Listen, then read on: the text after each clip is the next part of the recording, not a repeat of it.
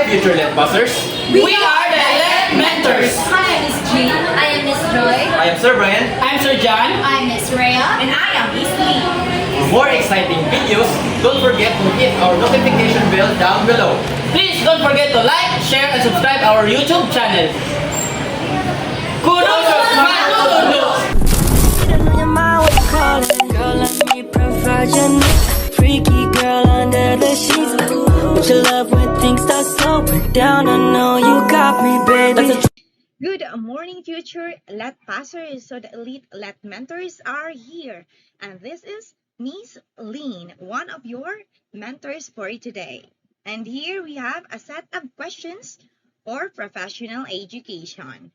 So, ready na ba ang tanan para mag-review sa upcoming board exam? Ready na? Ready na?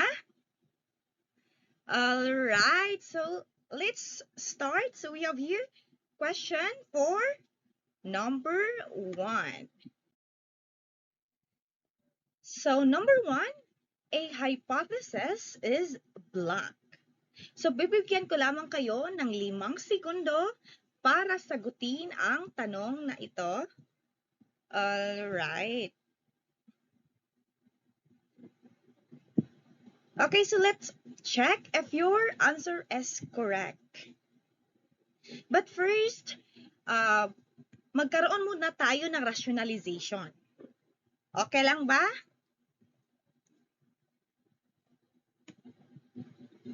So, a hypothesis is an educated guess. A hypothesis is a specific testable expectation about an empirical reality. So, meaning it proposes a specific testable expectation. And let us see how variable A influences variable B, meaning about the relationship between variables. And letter D is it encompasses all these aspects. So ang hypothesis, it is an educated guess that proposes a specific testable expectation about the relationship between variables. So ang tamang sagot sa number 1 ay letter D. Letter D. So ang iyong mga sagot ay tumpak. Number 2. Which must be the most important aspect to be included for the orientation in internship? So you only have 5 seconds to answer.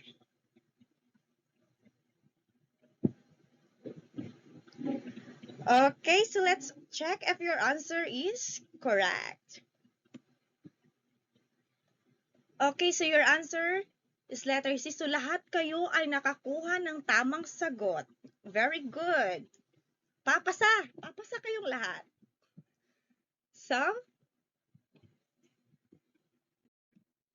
letter C is the answer. Because it's about understanding the school vision, mission, and goals is very essential, or ito ang pinaka-importanteng aspect for interns to align their teaching practices and behaviors with the school's overall objectives. So number 3, how do you keep a systematic portfolio? So you only have 5 seconds to answer.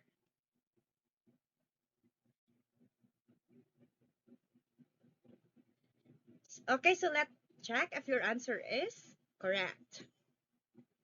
So the correct answer for number 3 is letter D. Have a good filing system. So, why nga no? Ay bakit? Letter D ang tamang sagot sa number 3.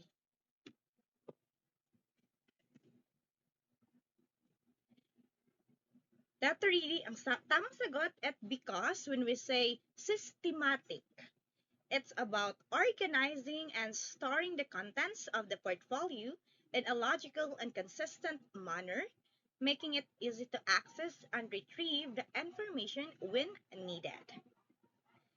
Next, number 4. What is a student portfolio? So ano nga ba ang student portfolio? So most of you answer letter C. So titingnan natin kung tama ba ang inyong sagot. Yes, ang tamang sagot sa number 4 is letter C, a collection of learning artifacts. So bakit letter C? It's because when we say a student portfolio, it is a collection of learning artifacts that demonstrate a student learning and progress over time. Number 5. Why are observations done during the first week of internship? So, you only have 5 seconds. Again, you only have 5 seconds to answer the question.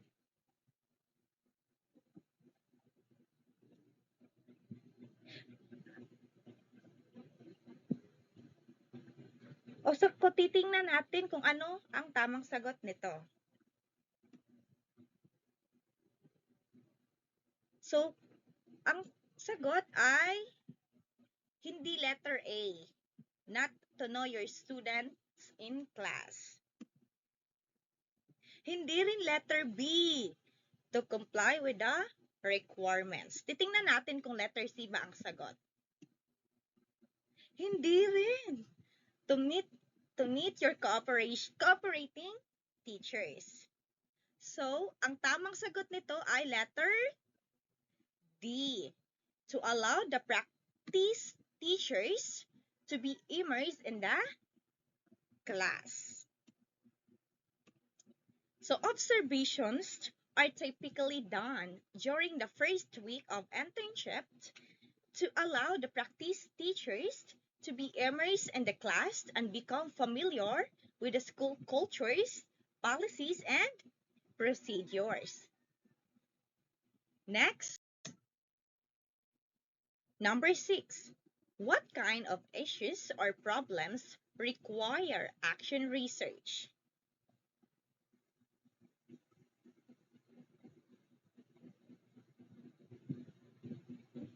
Okay, so let's see if your answer is correct. Okay, so lahat kayo ay nakakuha ng tamang sagot. So it is of a current problems. So when we say action research, it's okay. When we say nabubulol yung mentor nyo ngayon. When we say action research, it aims to identify and address these current problems in order to improve teaching and learning outcomes. Next, number 7. How should a teacher adapt the curriculum for students with diverse learning needs? So is it letter A, B, C, or D?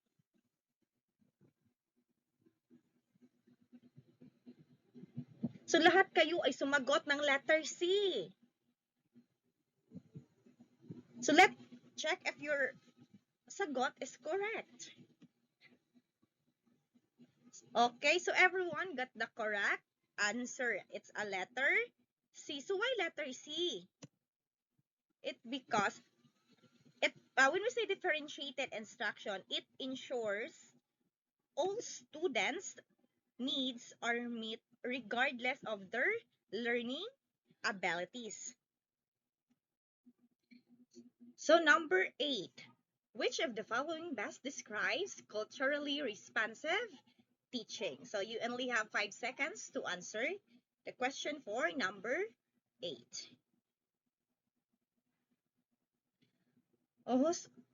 So mayroong sumagot na letter A, meron ding sumagot ng letter C. So titingnan natin kung ano ang tamang sagot sa number 8. So the correct answer for number 8 is letter C. So incorporating students' cultural backgrounds into instruction. So bakit letter C?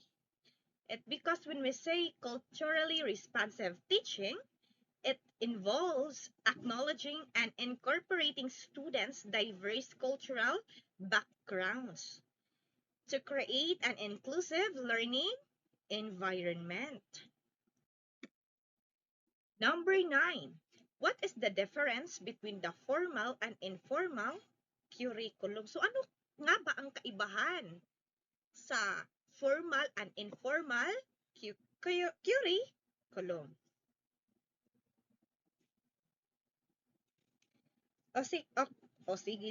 Sige, tingnan natin kung inyong sagot ay tumpak. So, ang sagot sa number 9 is letter A. The formal curriculum, it refers to planned lesson and content. But when we say informal curriculum, it refers to the unplanned learning experiences.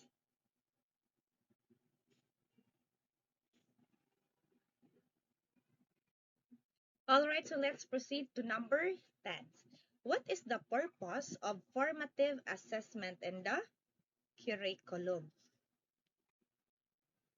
Okay, so I'll give you 5 seconds to answer number 10. So lahat kayo ay sumagot ng letter B. So tingnan natin kung ang iyong sagot ay correct.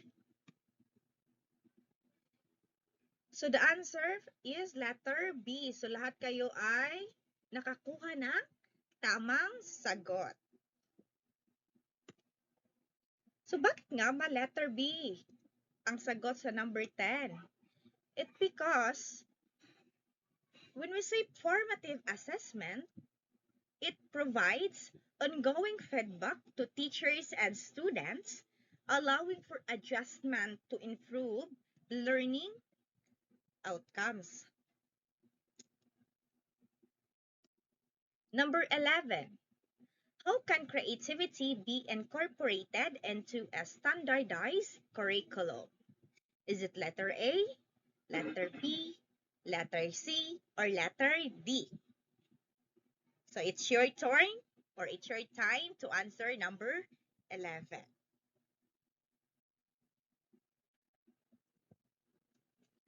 Okay, tingnan natin kung iyong sagot ay tama ba. Ang sagot is letter B. It is by using flexible and innovative teaching methods. So bakit letter B ang sagot sa number 11? It's because teachers can maintain creativity by using diverse methods to engage students while still meeting curriculum standards. So number 12, why is it important for the curriculum to be culturally inclusive?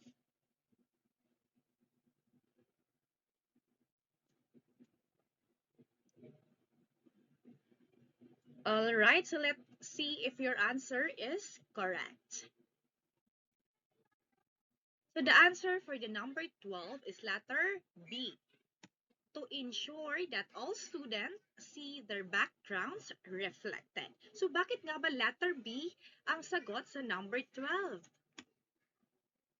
It's because when we say a culturally inclusive curriculum, it helps students from diverse background feel represented and valued, fostering a more inclusive learning environment.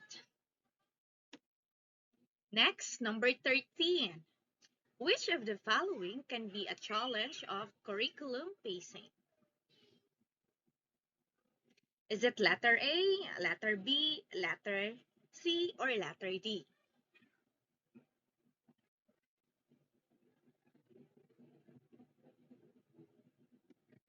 So, ang tamang sagot sa number 13 is letter A. Ensuring all students understand before moving on. So, before ka mo proceed, dapat kahibaw ang student, no? Sa previous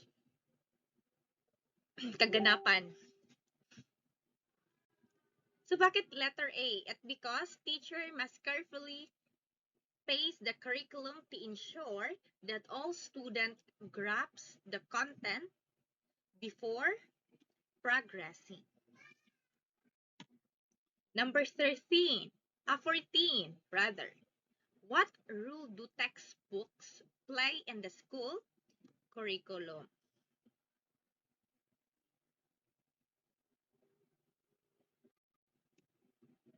The answer is letter B. They supplement the curriculum as one resource. So, textbooks are important resource but should be supplemented with other materials to meet diverse student needs. Next, what is the main benefit of incorporating global awareness into the curriculum? So, lahat kayo ay sumagot ng letter B. So, titingnan natin kung ang iyong sagot ay tama ba. Okay, so lahat kayo ay nakakuha ng tamang sagot, which is letter B. It promotes understanding of international issues. So, bakit letter B ang sagot sa number 15? It's because teaching global awareness helps students understand international issues and prepare them for participation in a global. Number 16. Which of the following best describes project-based learning? Is it letter A, B, C, or D? So, meron akong nakitang sumagot ng letter B. Meron ding letter C, sumagot ng letter C.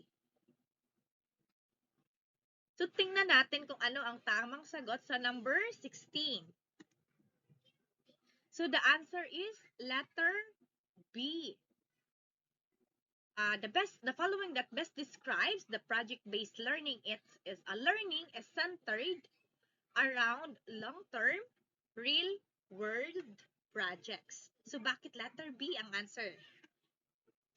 It's because when we say project-based learning, it involves using real-world projects to drive engagement and para matulungan ang mga estudyante na i-apply ang kanilang knowledge practicality. Number 17. How does curriculum influence classroom management? Is it letter A, B, C, or D?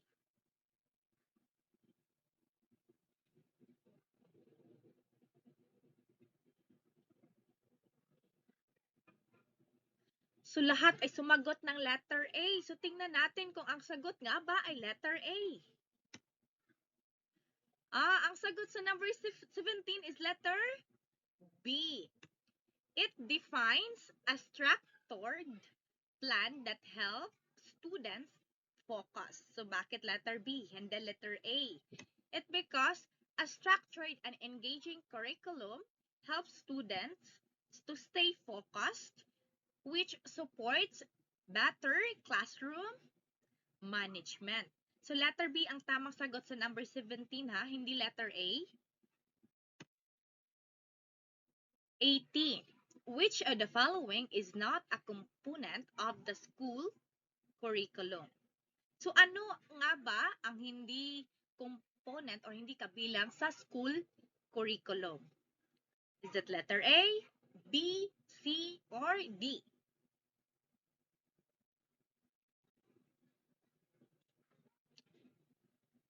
So, lahat kayo ay sumagot ng letter C. So, tingnan natin kung letter C ba ang tamang sagot.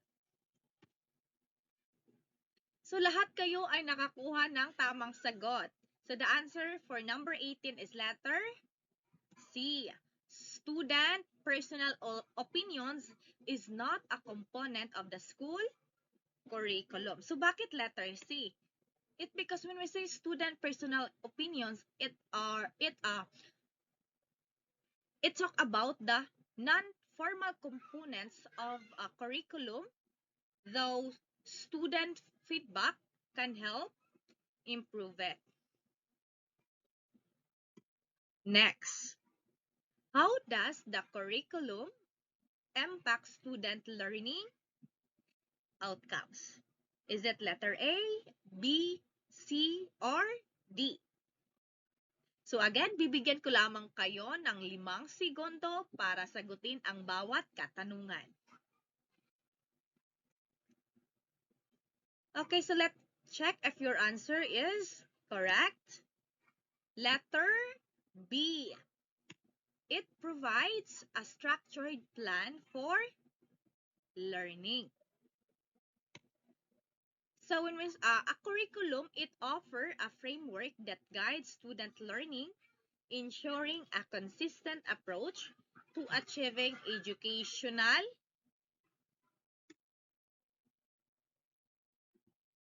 Number 20.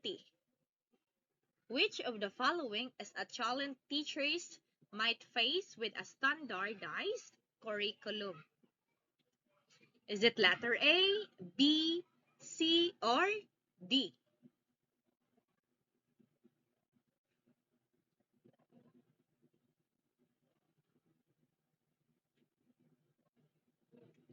So lahat kayo ay sumagot ng letter D.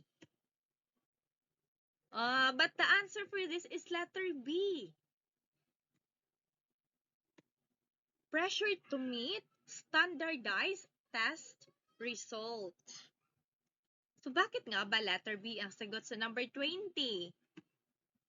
So teachers often face pressure to ensure students perform well on standardized tests, which can limit instructional creativity. Number 21. Teacher Anne notices that her students have different levels of understanding about a particular science concept. What approach would be most appropriate to ensure all students are engaged and learning effectively?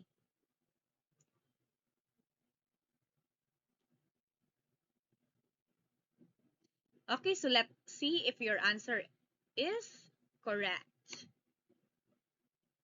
The answer is letter B. Use metacognitive prompts to help students reflect on their learning progress.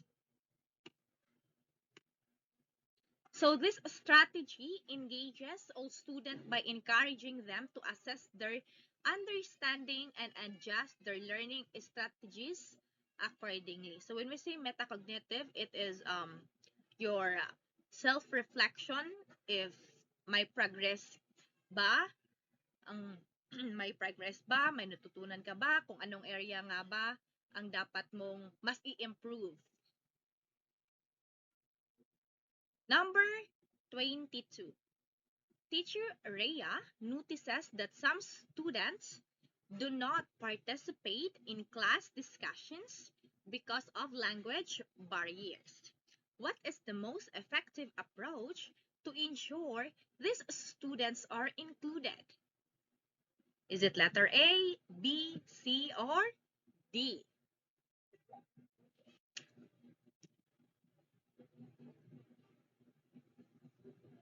Okay, so let's check if your answer is correct. So ang tamang sagot ay letter C. Provide visual supports and peer translations options to aid comprehension. So bakit nga ba letter C? It's because by providing visual supports and peer translation, it helps bridge language barriers. It allows all students to participate. This approach ensures inclusivity by making content accessible to students who might struggle with the language of instruction. Next, research has shown that linguistic development during early childhood is significantly influenced by, is it letter A, B, C, or D?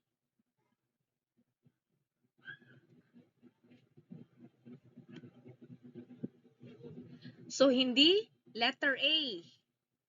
Titingnan natin kung ang sagot ba nito ay letter B. Hindi rin letter C, the child's ability to read early. So, it is between the letter B and letter D. Ang pagpipilian lang natin ngayon ay kung letter B ba or kung letter D ang sagot sa ating number 23 na question.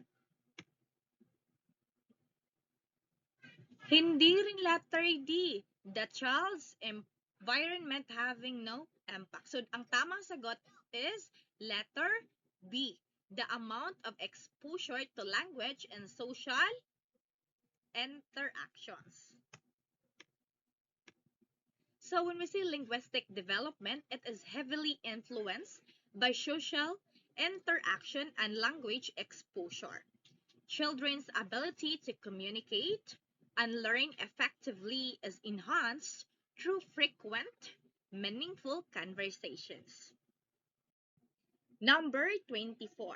Which part of the personality structure is described as the reservoir of unconscious psychic energy and the source of libido?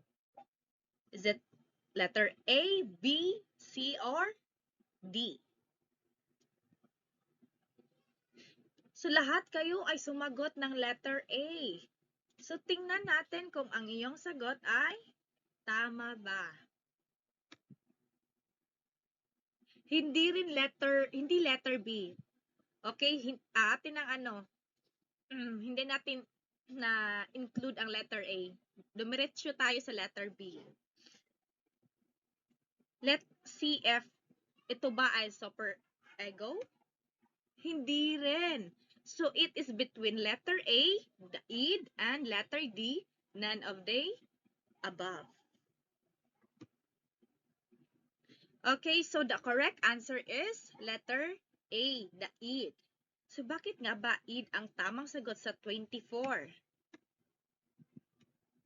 So, the id is the part of the personality that contains unconscious desires and drives, often seeking immediate gratification. It plays a significant role in the formation of behavior according to Freud theory. Number 25. Baby Joe believes that if a ball of clay is rolled into a long, thin shape, it contains more clay than the original ball, likely falls under which stage of Piaget cognitive development theory? Is it letter A, sensory motor stage, letter B, pre-operational stage, letter C, concrete operational stage, or letter D, formal operational stage? So, ang tamang sagot sa number 25 is letter B, pre-operational stage. So, when we say pre-operational stage, this reflects their focus on appearance rather than logical thinking.